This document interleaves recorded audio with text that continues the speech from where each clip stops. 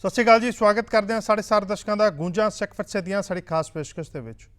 ਭਾਰਤ ਸਰਕਾਰ ਵੱਲੋਂ ਦਿੱਲੀ ਸਿੱਖ ਗੁਰਦੁਆਰਾ ਪ੍ਰਬੰਧਕ ਕਮੇਟੀ ਦੇ ਸਹਿਯੋਗ ਦੇ ਨਾਲ 2 ਦਿਨੀ ਲਾਲ ਕਿਲੇ ਵਿਖੇ ਸਮਾਗਮ ਕਰਵਾਇਆ ਗਿਆ।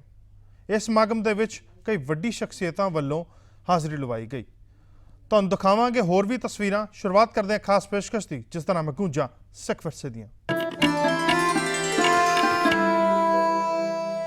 ਭਾਰਤ ਸਰਕਾਰ ਵੱਲੋਂ 2 ਦਿਨੀ ਸਮਾਗਮ ਕਰਵਾਇਆ ਗਿਆ। 20 ਤੇ 21 ਅਪ੍ਰੈਲ ਨੂੰ ਇਹ ਸਮਾਗਮ ਹੋਇਆ, ਜਿਸ ਦੇ ਵਿੱਚ ਦਿੱਲੀ ਸਿੱਖ ਗੁਰਦੁਆਰਾ ਪ੍ਰਬੰਧਕ ਕਮੇਟੀ ਦਾ ਬਹੁਤ ਵੱਡਾ ਯੋਗਦਾਨ ਰਿਹਾ। ਇਸ ਸਮਾਗਮ ਦੇ ਵਿੱਚ ਦਿੱਲੀ ਸਿੱਖ ਗੁਰਦੁਆਰਾ ਪ੍ਰਬੰਧਕ ਕਮੇਟੀ ਵੱਲੋਂ ਜਿੱਥੇ ਪ੍ਰਬੰਧ ਕੀਤੇ ਗਏ, ਉੱਥੇ ਹੀ ਗ੍ਰਹਿ ਮੰਤਰੀ ਅਮਿਤ ਸ਼ਾਹ ਵੱਲੋਂ ਵੀ ਹਾਜ਼ਰੀ ਲਵਾਈ ਗਈ। ਇਸੇ ਦੌਰਾਨ ਇਸ ਸਮਾਗਮ ਦੇ ਵਿੱਚ ਇੱਕੋ ਮੰਚ ਦੇ ਉੱਤੇ ਗੁਰੂ ਹਰਕ੍ਰਿਸ਼ਨ ਪਬਲਿਕ ਸਕੂਲ ਦੇ 400 ਵਿਦਿਆਰਥੀਆਂ ਵੱਲੋਂ ਵੀ ਗੁਰਬਾਣੀ ਦਾ ਸਰਵਣ ਕੀਤਾ ਗਿਆ। ਸੋ ਤੁਹਾਨੂੰ ਤਸਵੀਰਾਂ ਦਿਖਾਉਂਦੇ ਹਾਂ ਉਸ ਸਮਾਗਮ ਦੀਆਂ, ਜਿਹੜਾ 20 ਅਪ੍ਰੈਲ ਨੂੰ ਲਾਲ ਕਿਲੇ ਵਿਖੇ ਕਰਵਾਇਆ ਗਿਆ। किन में थाप उठापन हारा, किन ने तुझे डरावो रे, सते तुझे डरावो रे, हमरा ठाकुर सबते ऊंचा, जिरैन दिनस किस गावो रे, हमरा ठाकुर सबते ऊंचा, ओ रैन दिनस किस गावो रे, गुर परसा मेरे मन बसे, गुर परसा मेरे मन बसे, जो मांगो सो पावो रे, जो मांगो सो पावो रे, नाम रंगो एह मन तृप्ताना, नाम रंग एह मन तृप्ताना, बहर न कतहूँ तावो रे, बहर न कतहूँ तावो रे। ਕਾਫੀਆਂ ਸਾਲਾਂ ਤੋਂ ਬਾਅਦ ਅੱਜ ਕਿਸੇ ਜਾ ਕੇ ਭਾਰਤ ਦੀ ਸਰਕਾਰ ਨੇ ਸਾਡੇ ਗੁਰੂ ਸਾਹਿਬਾਂ ਦਾ ਪ੍ਰਕਾਸ਼ ਦਿਹਾੜਾ ਮਨਾਉਣਾ ਕੀਤਾ ਔਰ ਗੁਰੂ ਤੇਗ ਬਹਾਦਰ ਸਾਹਿਬ ਨੂੰ ਯਾਦ ਕਰਨਾ ਕੀਤਾ। ਇਹ ਬਹੁਤ ਖੁਸ਼ੀ ਦੀ ਗੱਲ ਹੈ ਔਰ ਸਿੱਖਾਂ ਨੂੰ ਇਸ ਗੱਲ ਦੀ ਬਹੁਤ ਬਹੁਤ ਵਧਾਈ ਵੀ ਹੋਵੇ। ਸੋ ਆਪ ਸਭ ਸੰਗਤਾਂ ਨੂੰ 400 ਬੱਚੇ ਗੁਰੂ ਹਰਕ੍ਰਿਸ਼ਨ ਪਬਲਿਕ ਸਕੂਲ ਜੋ ਦਿੱਲੀ ਸਿੱਖ ਗੁਰਦੁਆਰਾ ਪ੍ਰਬੰਧਕ ਕਮੇਟੀ ਵੱਲੋਂ ਚਲਾਏ ਜਾਂਦੇ ਨੇ, ਉਹਨਾਂ ਬੱਚਿਆਂ 'ਚ ਵੀ ਇਹ ਬੜਾ ਉਤਸ਼ਾਹ ਸੀਗਾ ਆਪ ਸਭ ਸੰਗਤਾਂ ਨੂੰ ਕੀਰਤਨ ਸਰਵਣ ਕਰਾਉਣ ਦਾ, ਜਿਨ੍ਹਾਂ ਨੇ ਬਹੁਤ ਹੀ ਦਿਨ ਰਾਤ ਇੱਕ ਕਰਕੇ ਤਿਆਰੀ ਕੀਤੀ ਕਿ ਇੱਕ ਜਥੇ ਦੇ ਰੂਪ ਵਿੱਚ ਆਓ ਇਹ ਅਲੌਕਿਕ ਨਜ਼ਾਰਾ ਲਈਏ। ਇਹ ਬੱਚੇ ਆਪ ਸਭ ਸੰਗਤਾਂ ਨੂੰ ਕੀਰਤਨ ਸਰਵਣ ਕਰਾਉਣਗੇ। ਗੁਰੂ ਹਰਕ੍ਰਿਸ਼ਨ ਪਬਲਿਕ ਸਕੂਲ ਦੇ 400 ਬੱਚੇ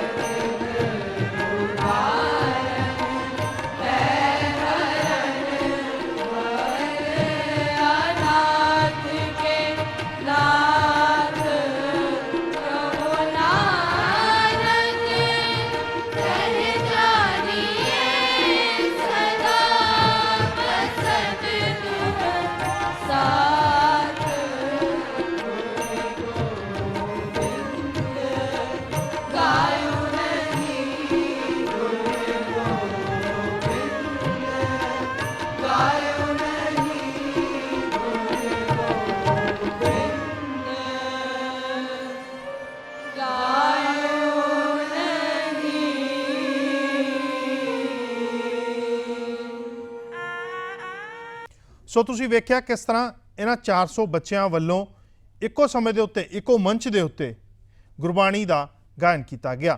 ਗੂੰਜਾ ਸਿੱਖ ਵਿਰਸੇ ਦੀਆਂ ਸਾਡੀ ਖਾਸ ਪੇਸ਼ਕਸ਼ ਇਸੇ ਤਰ੍ਹਾਂ ਜਾਰੀ ਰਹੇਗੀ। ਫਿਲਹਾਲ ਰੁਕਦੇ ਹਾਂ ਬ੍ਰੇਕ ਦੇ ਲਈ। ਬ੍ਰੇਕ ਤੋਂ ਬਾਅਦ ਆਪ ਸਾਰੇ ਦਰਸ਼ਕਾਂ ਦਾ ਸਵਾਗਤ ਹੈ। ਇਸ ਸਮਾਗਮ ਦੌਰਾਨ ਜਿੱਥੇ ਦਿੱਲੀ ਸਿੱਖ ਗੁਰਦੁਆਰਾ ਪ੍ਰਬੰਧਕ ਕਮੇਟੀ ਦੇ ਪ੍ਰਧਾਨ ਹਰਮੀਤ ਸਿੰਘ ਕਾਲਕਾ ਤੇ ਜਨਰਲ ਸਕੱਤਰ ਜਗਦੀਪ ਸਿੰਘ ਕਾਲੋ ਵੱਲੋਂ ਆਪਣੇ ਵਿਚਾਰ ਸਾਂਝੇ ਕੀਤੇ ਗਏ, ਉੱਥੇ ਹੀ ਗ੍ਰਹਿ ਮੰਤਰੀ ਅਮਿਤ ਸ਼ਾਹ ਵੱਲੋਂ ਵੀ ਆਪਣੇ ਸੰਗਤਾਂ ਦੇ ਨਾਲ ਵਿਚਾਰ ਸਾਂਝੇ ਕੀਤੇ ਗਏ। ਕੀ ਕੁਝ ਕਿਹਾ ਅਮਿਤ ਸ਼ਾਹ ਨੇ, ਆਓ ਸੁਣਦੇ ਹਾਂ। ਸਮੁੱਚੀ ਸੰਗਤ ਨੂੰ ਸਾਹਿਬ ਸ੍ਰੀ ਗੁਰੂ ਤੇਗ ਬਹਾਦਰ ਸਾਹਿਬ ਜੀ ਦੇ 400 ਸਾਲਾ ਪ੍ਰਕਾਸ਼ ਪੁਰਬ ਦੀ ਲੱਖ ਲੱਖ ਵਧਾਈ। ਵਧਾਈ ਦੇ ਪਾਤਰ ਇਹ ਸੰਗਤ ਜਿਨ੍ਹਾਂ ਦੇ ਦਿਲਾਂ ਦੇ ਵਿੱਚ ਬਹੁਤ ਸਾਲਾਂ ਤੋਂ ਇਹ ਵਲਵਲੇ ਸੀ ਕਿ ਗੁਰੂ ਤੇਗ ਬਹਾਦਰ ਸਾਹਿਬ ਜੀ ਦੀ ਜਿਹੜੀ ਸ਼ਹਾਦਤ ਹੈ ਉਹ ਸਿਵਾਏ ਸਿੱਖਾਂ ਦੇ ਹੋਰ ਕੋਈ ਉਹਨੂੰ ਯਾਦ ਨਹੀਂ ਕਰਦਾ। ਮਗਰ ਮੈਂ ਧੰਨਵਾਦ ਕਰਾਂਗਾ ਕੇਂਦਰ ਦੀ ਸਰਕਾਰ ਦਾ, ਉਹਨਾਂ ਦੇ ਗ੍ਰਹਿ ਮੰਤਰੀ ਸ਼੍ਰੀ ਅਮਿਤ ਸ਼ਾਹ ਜੀ ਦਾ, ਕਲਚਰਲ ਮਿਨਿਸਟਰ ਜੀ ਕ੍ਰਿਸ਼ਨ ਰੈੱਡੀ ਜੀ ਦਾ, ਇੱਥੇ ਆਏ ਸਾਡੇ cultural minister of states Meenakshi Lekhi ji ਦਾ, ਜਿਨ੍ਹਾਂ ਨੇ ਸਿੱਖਾਂ ਦੀਆਂ ਭਾਵਨਾਵਾਂ ਨੂੰ ਦੇਖਦੇ ਹੋਏ ਅੱਜ ਇਸ ਲਾਲ ਕਿਲੇ ਦੇ ਮੈਦਾਨ ਦੇ ਉੱਤੇ ਇਹ ਪੁਰਬ ਮਨਾਉਣ ਦੀ ਗੱਲ ਕੀਤੀ। ਨਾਲ ਹੀ ਧੰਨਵਾਦ ਕਰਾਂਗੇ ਦੇਸ਼ ਦੇ ਪ੍ਰਧਾਨ ਮੰਤਰੀ ਸ਼੍ਰੀ ਨਰਿੰਦਰ ਮੋਦੀ ਜੀ ਦਾ, ਜਿਨ੍ਹਾਂ ਨੇ ਕੱਲ੍ਹ ਇੱਥੇ ਆ ਕੇ ਸੰਗਤਾਂ ਨੂੰ ਸੰਬੋਧਨ ਵੀ ਕਰਨਾ ਔਰ ਇਸ ਪੁਰਬ ਦੇ ਵਿੱਚ ਆ ਕੇ ਗੁਰੂ ਮਹਾਰਾਜ ਕੋਲੋਂ ਝੋਲੀਆਂ ਅੱਡ ਕੇ ਖੁਸ਼ੀਆਂ ਵੀ ਲੈਣੀਆਂ। ਮੈਂ ਇਹ ਗੱਲ ਇਸ ਕਰਕੇ ਕੀਤੀ ਹੈ ਕਿ ਜਿਸ ਗੁਰੂ ਤੇਗ ਬਹਾਦਰ ਸਾਹਿਬ ਜੀ ਦੀ ਅੱਜ ਅਸੀਂ 4ਵੀਂ ਸ਼ਤਾਬਦੀ ਮਨਾ ਰਹੇ ਹਾਂ, ਦਿੱਲੀ ਦਾ ਬੱਚਾ ਕੋਈ ਐਸਾ ਗੁਰਸਿੱਖ ਭਾਈ ਨਹੀਂ ਹੈ ਜਿਹਨੂੰ ਇਹ ਪਤਾ ਹੈ ਕਿ ਗੁਰੂ ਤੇਗ ਬਹਾਦਰ ਸਾਹਿਬ ਦੇ ਚਰਨਾਂ ਦੇ ਵਿੱਚੋਂ ਸਭ ਕੁਝ ਮਿਲਦਾ। ਰਿੱਧੀ ਸਿੱਧੀ ਦੇ ਮਾਲਿਕ ਗੁਰੂ ਤੇਗ ਬਹਾਦਰ ਸਾਹਿਬ ਜਿਨ੍ਹਾਂ ਨੂੰ ਕਿਹਾ ਜਾਂਦਾ ਹੈ, ਉਹਨਾਂ ਦੇ ਅੱਜ ਇਸ ਪੁਰਬ ਮਨਾ ਰਹੇ ਹਾਂ। ਔਰ ਮੈਂ ਹਰ ਉਹ ਸਿੱਖ ਦੀ ਭਾਵਨਾ ਸਮਝਦਾ, ਕਿਉਂਕਿ ਇਸ ਲਾਲ ਕਿਲੇ ਦੇ ਨਾਲ ਬਹੁਤ ਵੱਡਾ ਇਤਿਹਾਸ। ਮੇਰੇ ਤੋਂ ਪਹਿਲਾਂ ਸੈਕਟਰੀ ਸਾਹਿਬ ਨੇ ਤੁਹਾਨੂੰ ਦੱਸਿਆ ਕਿ ਬਹੁਤ ਖੁਸ਼ੀ ਦੀ ਗੱਲ ਅੱਜ ਲੋਕਾਂ ਦੇ ਦਿਲਾਂ ਦੇ ਵਿੱਚ ਹੈ ਕਿ ਉਹ ਜਗ੍ਹਾ ਜਿੱਥੇ ਗੁਰੂ ਤੇਗ ਬਹਾਦਰ ਸਾਹਿਬ ਦੀ ਸ਼ਹਾਦਤ ਦਾ ਫਰਮਾਨ ਜਾਰੀ ਹੋਇਆ ਸੀ, ਅੱਜ ਉਸੇ ਲਾਲ ਕਿਲੇ ਦੇ ਉੱਤੇ ਇਸ ਆਜ਼ਾਦ ਦੇਸ਼ ਦੇ ਵਿੱਚ ਪਹਿਲੀ ਵਾਰ ਕਿਸੇ ਨੇ ਪਹਿਲ ਕਦਮੀ ਕੀਤੀ ਹੈ ਕਿ ਅੱਜ 75 ਸਾਲ ਬਾਅਦ ਉਸ ਸਥਾਨ ਦੇ ਉੱਤੇ ਇਹ ਪੁਰਬ ਮਨਾਏ ਗਏ। ਅਸੀਂ ਦੇਸ਼ ਦੀ ਸਰਕਾਰ ਦਾ ਧੰਨਵਾਦ ਵੀ ਕਰਾਂਗੇ, ਕਿਉਂਕਿ ਅੱਜ ਤੋਂ ਪਹਿਲਾਂ ਵੀ ਲਾਲ ਕਿਲੇ ਦੇ ਉੱਤੇ 15 ਅਗਸਤ ਤੋਂ ਇਲਾਵਾ ਪ੍ਰਧਾਨ ਮੰਤਰੀ ਜੀ ਨੇ ਕਦੀ ਸੰਬੋਧਨ ਨਹੀਂ ਕੀਤਾ। ਅੱਜ ਸਿੱਖਾਂ ਦੇ ਇਸ ਪ੍ਰੋਗਰਾਮ ਦੇ ਵਿੱਚ ਗੁਰੂ ਤੇਗ ਬਹਾਦਰ ਸਾਹਿਬ ਜੀ ਦੇ ਪ੍ਰੋਗਰਾਮ ਦੇ ਵਿੱਚ ਜੋ ਇਹਨਾਂ ਨੇ ਮਨਾਉਣ ਦਾ ਫੈਸਲਾ ਕੀਤਾ, ਮੈਂ ਉਹਨਾਂ ਦਾ ਕੋਟਾਨ ਕੋਟ ਧੰਨਵਾਦ ਕਰਦਾ। ਸੰਗਤ ਨੂੰ ਮੈਂ ਜਿੱਥੇ ਵਧਾਈਆਂ ਦਿੰਦਾ, ਅਸੀਂ ਦੇਸ਼ ਦੀ ਸਰਕਾਰ ਕੋਲੋਂ, ਗ੍ਰਹਿ ਮੰਤਰੀ ਸਾਹਿਬ ਕੋਲੋਂ, ਪ੍ਰਧਾਨ ਮੰਤਰੀ ਸਾਹਿਬ ਜੀ ਕੋਲੋਂ ਕੌਮ ਦੇ ਬਹੁਤ ਵੱਡੇ ਮਸਲੇ ਲੈ ਕੇ ਗਿਆ। ਪਿਛਲੇ ਸਮੇਂ ਦੇ ਵਿੱਚ ਕਈ ਮਸਲੇ ਇਹੋ ਜਿਹੇ ਸੀ ਜਿਹੜੇ ਮੁਮਕਿਨ ਨਹੀਂ ਹੋ ਸਕਦੇ ਸੀ। ਲਗਾਤਾਰ 70 ਸਾਲ ਤੋਂ ਜਦ ਅਰਦਾਸ ਕਰਦੇ ਸੀ ਉਹਨਾਂ ਗੁਰੂ ਧਾਮਾਂ ਦੇ ਪਾਵਨ ਦਰਸ਼ਨ ਦਿਦਾਰੇ ਦੀ, ਉਹ ਅੱਜ ਪੂਰਾ ਕਰਨ ਦਾ ਜਿਹੜਾ ਕੰਮ ਕੀਤਾ ਇਸ ਸਰਕਾਰ ਨੇ ਕੀਤਾ। ਦਿੱਲੀ ਦੇ ਵਿੱਚ ਹੋਏ ਕਤਲੇਆਮ ਦੀ ਜਿਹੜੀ SIT ਬਣਾਈ ਔਰ ਉਸ ਤੋਂ ਬਾਅਦ ਜਿਸ ਤਰੀਕੇ ਦੇ ਨਾਲ ਉਹਨਾਂ ਮੁਲਜ਼ਮਾਂ ਨੂੰ ਸਜ਼ਾਵਾਂ ਹੋ ਰਹੀਆਂ ਤੁਹਾਡੇ ਸਾਹਮਣੇ ਹੈ। ਐਸੇ ਬਹੁਤ ਵੱਡੀ ਲਿਸਟ ਹੈ, ਉਹ ਸਮਾਂ ਨਹੀਂ ਹੈ ਅੱਜ ਗੱਲ ਕਰਨ ਦਾ, ਮਗਰ ਅਸੀਂ ਇਹਦੇ ਨਾਲ ਬਹੁਤ ਵੱਡੀਆਂ ਹੋਰ ਕੌਮ ਦੇ ਮਸਲੇ ਇਹਨਾਂ ਨਾਲ ਸਾਂਝੇ ਕੀਤੇ ਨੇ ਔਰ ਸਾਨੂੰ ਉਮੀਦ ਹੈ ਕਿ ਬਹੁਤ ਜਲਦੀ, ਕਿਉਂਕਿ ਅੱਜ ਤੱਕ ਇਹਨਾਂ ਨੇ ਸਾਡੀ ਗੱਲ ਜਿਹੜੀ ਕੌਮ ਦੇ ਹਿੱਤ ਲਈ ਹੋਏ, ਦੇਸ਼ ਦੇ ਹਿੱਤ ਲਈ ਹੋਏ, ਇਹਨਾਂ ਨੇ ਹਮੇਸ਼ਾ ਪੂਰੀ ਕੀਤੀ ਹੈ। ਸੋ ਅਸੀਂ ਆਸ ਰੱਖਦੇ ਹਾਂ ਜਿਸ ਤਰੀਕੇ ਦੇ ਨਾਲ ਕੱਲ੍ਹ ਪ੍ਰਧਾਨ ਮੰਤਰੀ ਜੀ ਨੇ ਵੀ ਇੱਥੇ ਆਉਣਾ ਹੈ ਔਰ ਬਹੁਤ ਵੱਡੀਆਂ ਸਿੱਖਾਂ ਦੇ ਪ੍ਰਤੀ ਉਹਨਾਂ ਦੇ ਭਾਵਨਾਵਾਂ ਨੇ, ਗੁਰੂਆਂ ਦੇ ਪ੍ਰਤੀ ਭਾਵਨਾਵਾਂ ਨੇ, ਉਹ ਇੱਥੇ ਆਪਣੀਆਂ ਸ਼ੁਭਕਾਮਨਾ ਦੇਣ ਪਹੁੰਚਣਗੇ। ਮੈਂ ਇੱਕ ਵਾਰ ਫਿਰ ਤੋਂ ਦਿੱਲੀ ਤੋਂ ਨੇੜੇ ਆਈਆਂ, ਦੂਰੋਂ ਆਈਆਂ ਸੰਗਤਾਂ ਦਾ ਬਹੁਤ ਕੋਟਾਨ ਕੋਟ ਧੰਨਵਾਦ ਕਰਦਾ ਕਿ ਤੁਹਾਡੇ ਲੋਕਾਂ ਦੇ ਇੱਥੇ ਆਉਣ ਨਾਲ ਜੋ ਇੱਕ ਏਕਤਾ ਦੀ ਗੱਲ ਸਾਹਮਣੇ ਆਈ ਆ। ਮੈਂ ਧੰਨਵਾਦ ਕਰਦਾ ਤਖ਼ਤ ਸ੍ਰੀ ਪਟਨਾ ਸਾਹਿਬ ਦੇ ਸਿੰਘ ਸਾਹਿਬ ਭਾਈ ਰਣਜੀਤ ਸਿੰਘ ਜੀ, ਉਹ ਵੀ ਇੱਥੇ ਪਹੁੰਚੇ ਹਨ। ਸਾਬਕਾ ਜਥੇਦਾਰ ਸ਼੍ਰੀ ਅਕਾਲ ਤਖ਼ਤ ਸਾਹਿਬ ਜਥੇਦਾਰ ਗੁਰਬਚਨ ਸਿੰਘ ਜੀ ਉਹ ਇੱਥੇ ਪਹੁੰਚੇ ਹਨ।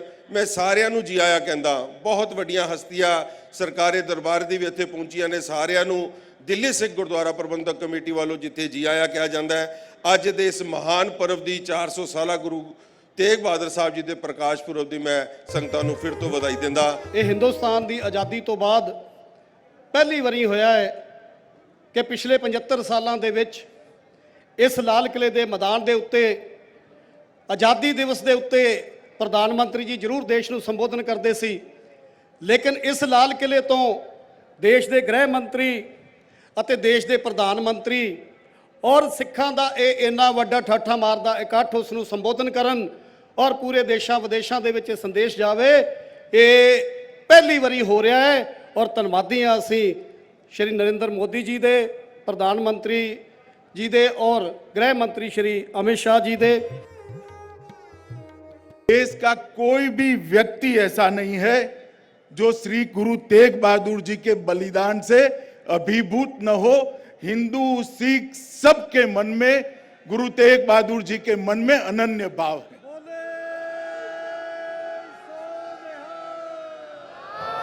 और जहां तक हिंदुओं का सवाल है, श्री गुरु तेग बहादुर जी का बलिदान ही हिंदू धर्म की रक्षा के काजे हुआ। कश्मीरी पंडितों ने जब उनके सामने उन पर जो बेइंतहा अत्याचार होते थे इसकी बात रखी, तब गुरु साहब ने निर्णय किया और अपना सर्वोच्च बलिदान यहीं सामने चांदनी चौक के सामने, जहां आज शीशगंज गुरुद्वारा विद्यमान है, वहां पर दिया।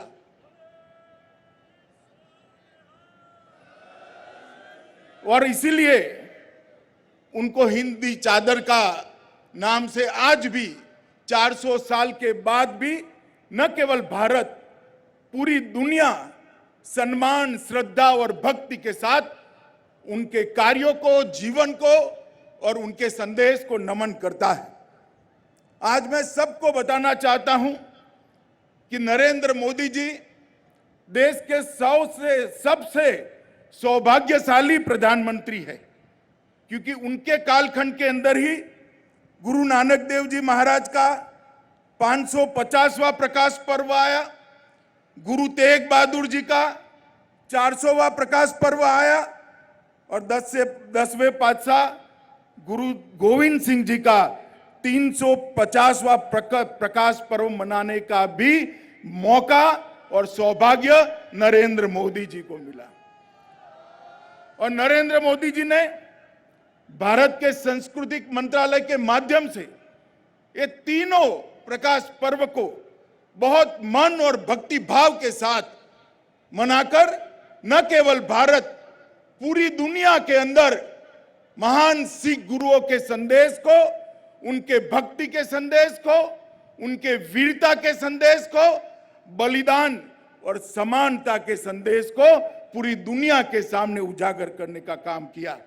और आज हम सब के लिए बहुत सौभाग्य की बात है, जब ये कार्यक्रम हो रहा है तब देश अपनी स्वतंत्रता का 75वां साल भी मना रहा है। और 75वें साल में आज यही लाल किले के मैदान में हम सब बैठकर गुरु साहब की बानी का श्रवण किए हैं, जहां से कभी गुरु साहब को बलिदान करने का फतवा जारी किया था, वहीं पर बैठकर आज उनके गुणगान और भक्ति गाने का मौका ईश्वर ने हम सबको दिया है। ये हम सब के लिए बड़ी सौभाग्य की बात है। गुरु साहब का जीवन हम सब के लिए न केवल अनुकरणीय है, युगों युगों तक देश के हर बच्चे को, देश के हर युवा को प्रेरणा देने वाला जीवन रहेगा।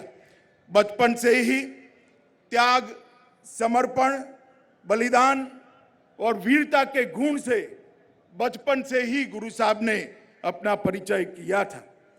गुरु हरगोविंद साहब की छत्र छाया में शिक्षा और दीक्षा हुई और बाद में त्यागमल से गुरु तेग बहादुर तक की यात्रा 13 साल की कम उम्र में ही उन्होंने पसार करी।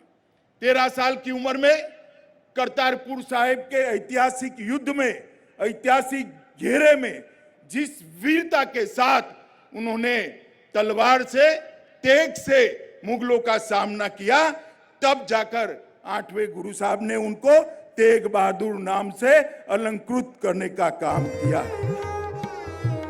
मैं धन्यवाद करता हाँ ਸਾਹਿਬ ਸ੍ਰੀ ਗੁਰੂ ਗ੍ਰੰਥ ਸਾਹਿਬ ਮਹਾਰਾਜ ਜੀ ਦਾ, ਜਿਨ੍ਹਾਂ ਦੀ ਛਤਰ ਛਾਇਆ ਹੇਠ ਗੁਰੂ ਤੇਗ ਬਹਾਦਰ ਸਾਹਿਬ ਜੀ ਦਾ 400 ਸਾਲਾ ਪ੍ਰਕਾਸ਼ ਦਿਵਸ ਭਾਰਤ ਸਰਕਾਰ ਦੇ ਸਹਿਯੋਗ ਨਾਲ ਸਿੱਖ ਕੌਮ ਦੀ ਮਹਾਨ ਸੰਸਥਾ ਦਿੱਲੀ ਸਿੱਖ ਗੁਰਦੁਆਰਾ ਪ੍ਰਬੰਧਕ ਕਮੇਟੀ ਦੇ ਸਾਰੇ ਅਹੁਦੇਦਾਰਾਂ ਅਤੇ ਮੈਂਬਰ ਸਾਹਿਬਾਨ ਸਮੂਹ ਸੰਗਤਾਂ ਮਿਲ ਕੇ ਮਨਾ ਰਹੀਆਂ ਹਨ। ਹੁਣੇ ਭਾਰਤ ਦੇ ਗ੍ਰਹਿ ਮੰਤਰੀ ਸਤਿਕਾਰਯੋਗ ਅਮਿਤ ਸ਼ਾਹ ਜੀ ਨੇ ਬਹੁਤ ਕੀਮਤੀ ਵਿਚਾਰ ਆਪ ਨਾਲ ਸਾਂਝੇ ਕੀਤੇ ਹਨ ਔਰ ਮਾਨਯੋਗ ਕਾਲਕਾ ਜੀ ਨੇ ਔਰ ਕਾਲੋਂ ਜੀ ਨੇ ਹੁਣੇ ਆਪ ਜੀ ਨੂੰ ਦਰਸਾਇਆ ਕਿ ਇਤਿਹਾਸ ਵਿੱਚ ਸ੍ਰੀ ਗੁਰੂ ਤੇਗ ਬਹਾਦਰ ਸਾਹਿਬ ਮਹਾਰਾਜ ਜੀ ਦੇ ਜੀਵਨ ਕਾਲ ਤੋਂ ਇਹ ਪਹਿਲਾ ਮੌਕਾ ਹੈ ਕਿ ਜਦੋਂ ਇਤਨੇ ਵੱਡੇ ਪੱਧਰ ਤੇ ਜਿਸ ਲਾਲ ਕਿਲੇ ਦੀ ਫਸੀਲ ਤੇ ਚਾਂਦਨੀ ਚੌਕ ਵਿੱਚ ਗੁਰੂ ਤੇਗ ਬਹਾਦਰ ਜੀ ਦੇ ਪਿਆਰੇ ਸਿੱਖ ਭਾਈ ਮਤੀ ਦਾਸ ਜੀ, ਭਾਈ ਸਤੀ ਦਾਸ ਜੀ, ਭਾਈ ਦਇਆਲਾ ਜੀ ਸਮੇਤ ਉਹਨਾਂ ਨੂੰ ਸ਼ਹੀਦ ਕੀਤਾ ਗਿਆ ਸੀ। ਅੱਜ ਉਸ ਤੋਂ ਪਹਿਲੀ ਦਫਾ, ਉਸ ਤੋਂ ਬਾਅਦ ਉਸੇ ਹੀ ਲਾਲ ਕਿਲੇ ਤੋਂ ਭਾਰਤ ਦੇ ਗ੍ਰਹਿ ਮੰਤਰੀ ਜੀ ਗੁਰੂ ਤੇਗ ਬਹਾਦਰ ਸਾਹਿਬ ਜੀ ਦੇ ਨਾਮ ਦੀ ਜੈ ਜੈਕਾਰ ਕਰ ਰਹੇ ਹਨ, ਜੈਕਾਰੇ ਗਜਾ ਕੇ ਗਏ ਹਨ। ਮੈਂ ਖਾਲਸਾ ਪੰਥ ਨੂੰ ਗੁਜ਼ਾਰਿਸ਼ ਕਰਨਾ ਚਾਹੁੰਦਾ ਹਾਂ ਕਿ ਉਹ ਦਿਨ ਦੂਰ ਨਹੀਂ ਹੈ। ਅੱਜ ਭਾਰਤ ਦੇ ਇਸ ਲਾਲ ਕਿਲੇ ਵਿੱਚ ਜਿਸ ਤੇ ਲਾਲੀ ਗੁਰੂ ਤੇਗ ਬਹਾਦਰ ਸਾਹਿਬ ਜੀ ਦੇ ਖੂਨ ਦੀ ਹੈ, ਮਹਾਰਾਜ ਜੀ ਦਾ ਪ੍ਰਕਾਸ਼ ਦਿਹਾੜਾ ਮਨਾਇਆ ਗਿਆ ਔਰ ਭਾਰਤ ਸਰਕਾਰ ਨੇ ਵੱਡਾ ਉਪਰਾਲਾ ਕੀਤਾ। ਉਹ ਦਿਨ ਦੂਰ ਨਹੀਂ ਹੈ। ਮੈਂ ਮਹਾਰਾਜ ਜੀ ਦੇ ਚਰਨਾਂ ਤੇ ਭਰੋਸਾ ਰੱਖ ਕੇ ਇਹ ਗੁਜ਼ਾਰਿਸ਼ ਕਰਨਾ ਚਾਹੁੰਦਾ ਹਾਂ ਕਿ ਉਹ ਦਿਨ ਦੂਰ ਨਹੀਂ ਹੈ ਜਿਸ ਦਿਨ ਸਾਰੀ ਦੁਨੀਆ ਦੇ ਹਰ ਦੇਸ਼ ਵਿੱਚ ਗੁਰੂ ਤੇਗ ਬਹਾਦਰ ਜੀ ਦਾ ਪਾਵਨ ਜਨਮ ਦਿਵਸ ਮਨਾਇਆ ਜਾਇਆ ਕਰੇਗਾ ਔਰ ਸੰਗਤਾਂ ਉਸ ਤੋਂ ਲਾਭ ਪ੍ਰਾਪਤ ਕਰਨਗੀਆਂ, ਗੁਰੂ ਪਾਤਸ਼ਾਹ ਦੀ ਬਾਣੀ ਦੀ ਸਿੱਖਿਆ ਨਾਲ ਜੁੜਨਗੀਆਂ। ਮੈਂ ਮਹਾਰਾਜ ਜੀ ਦੇ 400 ਸਾਲਾ ਦਿਵਸ ਤੇ ਸਾਰੇ ਸੰਸਾਰ ਨੂੰ ਕੋਟਾਨ ਕੋਟ ਮੁਬਾਰਕਬਾਦ ਤਖਤ ਸ੍ਰੀ ਹਰਿਮੰਦਰ ਜੀ ਪਟਨਾ ਸਾਹਿਬ ਵੱਲੋਂ ਦਿੰਦਾ ਹਾਂ ਔਰ ਫਿਰ ਤੋਂ ਸ਼ੁਕਰਗੁਜ਼ਾਰ ਹਾਂ ਸਾਰੀਆਂ ਹੀ ਸੰਸਥਾਵਾਂ ਦਾ ਜਿਨ੍ਹਾਂ ਨੇ ਮਿਲ ਕੇ ਇਹ ਉਪਰਾਲਾ ਕੀਤਾ ਹੈ ਔਰ ਕੋਟਾਨ ਕੋਟ ਰੋਮ ਰੋਮ ਸ਼ੁਕਰਾਨਾ ਸ੍ਰੀ ਗੁਰੂ ਤੇਗ ਬਹਾਦਰ ਸਾਹਿਬ ਮਹਾਰਾਜ ਜੀ ਦਾ। ਅਸੀਂ ਬਹੁਤ ਜ਼ਿਆਦਾ ਕਸ਼ਟਾਂ ਵਿੱਚੋਂ ਲੰਘ ਕੇ ਆਏ ਹਾਂ, ਬੜੇ ਜ਼ਫਰ ਜਾਲੇ ਹਨ, ਬੜੇ ਜੰਗ ਸਹੇ ਹਨ ਔਰ ਬੜੀਆਂ ਬਿਖਮ ਪ੍ਰਸਥਿਤੀਆਂ ਚੋਂ ਲੰਘ ਕੇ ਅਸੀਂ ਇੱਥੋਂ ਤੱਕ ਪਹੁੰਚੇ ਹਾਂ। ਆਖਿਰ ਵਿੱਚ ਮੈਂ ਇੱਕ ਆਪ ਜੀ ਨਾਲ ਸ਼ੇਰ ਸਾਂਝਾ ਕਰਨਾ ਚਾਹੁੰਦਾ ਹਾਂ कि जलजले उठते रहे, आंधियाँ चलती रहीं, बिजलियाँ गिरती रहीं, चिराग भी जलते रहे। ये पावन रोशनी गुरु तेग बहादुर साहब जी दी महान जीवन दी, गुरबाणी दी, शहादत दी आज सारे संसार ते पहुँच रही है।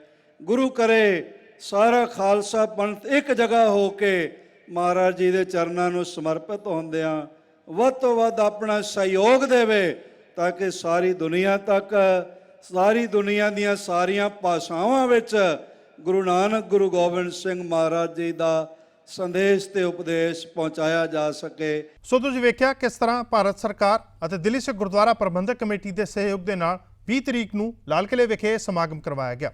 21 ਅਪ੍ਰੈਲ ਨੂੰ ਵੀ ਸਮਾਗਮ ਹੋਇਆ ਜਿਸ ਦੇ ਵਿੱਚ ਦੇਸ਼ ਦੇ ਪ੍ਰਧਾਨ ਮੰਤਰੀ ਵੱਲੋਂ ਹਾਜ਼ਰੀ ਲਵਾਈ ਗਈ। ਇਸ ਦੀਆਂ ਤਸਵੀਰਾਂ ਤੁਹਾਡੇ ਨਾਲ ਅਗਲੇ ਹਫ਼ਤੇ ਸਾਂਝੀਆਂ ਕਰਾਂਗੇ। ਗੂੰਜਾ ਸਿੱਖ ਵਿਰਸੇ ਦੀਆਂ ਸਾਡੀ ਖਾਸ ਪੇਸ਼ਕਸ਼ ਦੇ ਵਿੱਚ ਬਸ ਹੈ ਨਹੀਂ। ਜੇਕਰ ਤੁਸੀਂ ਸਾਨੂੰ ਜਾਂ ਦਿੱਲੀ ਸਿੱਖ ਗੁਰਦੁਆਰਾ ਪ੍ਰਬੰਧਕ ਕਮੇਟੀ ਨੂੰ ਇਸ ਪ੍ਰੋਗਰਾਮ ਦੇ ਸੰਬੰਧੀ ਕੋਈ ਸੁਝਾਅ ਜਾਂ ਰਾਏ ਦੇਣਾ ਚਾਹੁੰਦੇ ਹੋ ਤਾਂ ਸਾਡਾ ਈਮੇਲ ਪਤਾ ਨੋਟ ਕਰ ਲਓ।